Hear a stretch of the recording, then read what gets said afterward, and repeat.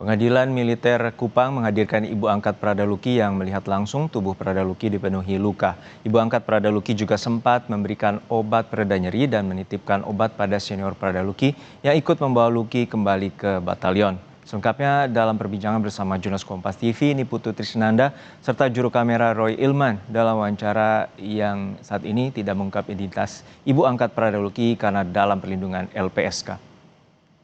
Sekarang kami sudah bersama dengan ibu angkat atau ibu asuh dari Prada Luki Namo untuk juga menjaga identitas dari ibu. Mama Kami Iren. akan memanggil dengan Mama Iren ya. Iya.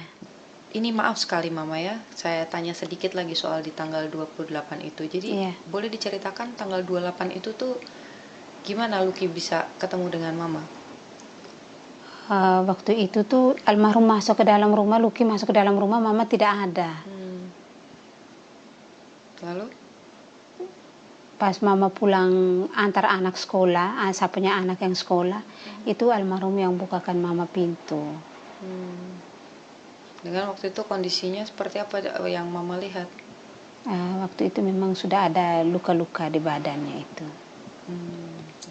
Dan itu di momen itu Luki cerita nggak kira-kira kenapa ini badannya luka-luka gitu?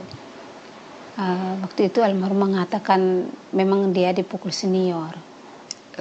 Karena apanya? Apakah cerita ke Mama juga? Tidak cerita. Nah di waktu itu setelah melihat ada luka itu, kemudian Mama obati Luki. Iya, kompres waktu itu dengan air panas. Terus kasih minyak gosok Nona Mas waktu itu. Dan sempat kasih obat pereda nyeri. Oh, karena memang Luki bilang bahwa badannya sakit begitu ya? Pertama dia bilang sakit, hanya setelah kami kompres ini dia bilang agak enakan. Tapi dari gestur tubuhnya itu kita lihat memang dia meringis kesakitan itu. Mau tidur saja dia susah. Kelihatan luka yang infeksi apa itu belum ada. Tapi di rumah sakit itu sudah ada. Oh, jadi ada luka bukan memar aja, tapi ada yang terbuka juga lukanya. Iya, luka terbuka. Dan posisinya juga letaknya tidak hanya di punggung ya, Mama? Ada di bagian dada dan perut itu sudah ada.